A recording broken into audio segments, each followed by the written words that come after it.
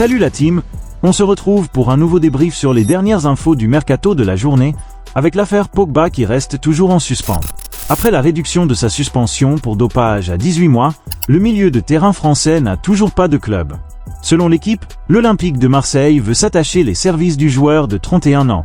Mais à cause de sa condition physique, le club phocéen a estimé que Pogba, dont le dernier match officiel remonte à septembre 2023, ne serait pas un renfort à la hauteur des attentes que susciterait une telle arrivée. Et aussi la question sur un possible risque de provoquer un déséquilibre au sein du vestiaire olympien.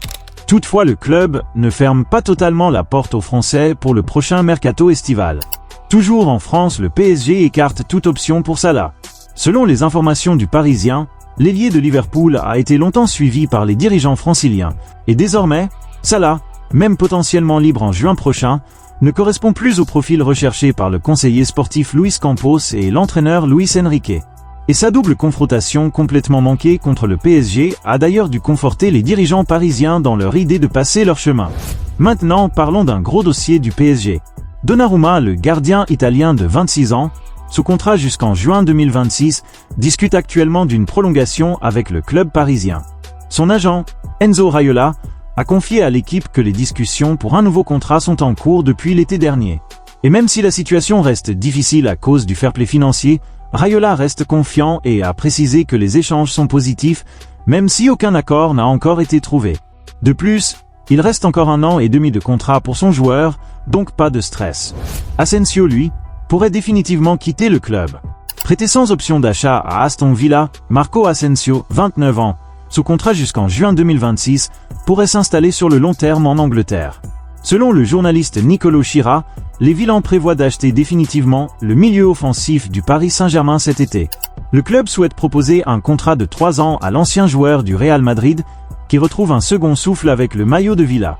Alors que tous les clubs se préparent pour l'arrivée de nouveaux joueurs dans leur rang, c'est au tour de Chelsea qui s'offre les futurs services du jeune talent portugais de 17 ans Giovanni Canda.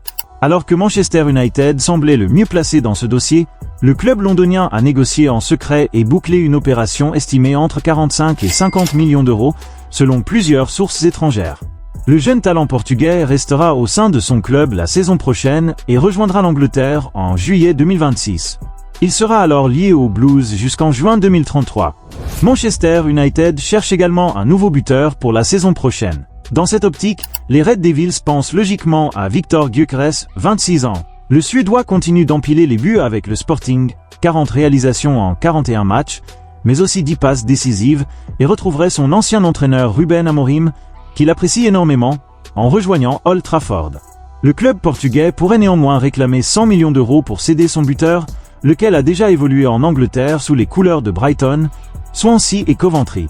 Manchester United étudie aussi depuis plusieurs mois la piste de Victor Osimhen, 26 ans, prêté à Galatasaray cette saison. Du côté de l'Allemagne, auteur d'une bonne saison avec le RB Leipzig, Benjamin Sesko, 21 ans, a tapé dans l'œil des pensionnaires d'Old Trafford. Le Slovène, également ciblé par Arsenal, Chelsea et Tottenham en Premier League, disposera d'une clause libératoire de 80 millions d'euros. Un prix relativement élevé pour un joueur certes talentueux, mais dont les statistiques, 17 buts et 6 passes décisives en 36 matchs, sont moins impressionnantes que celles des 2 joueurs évoqués précédemment. Ce constat vaut aussi pour Hugo Ekitike, 22 ans.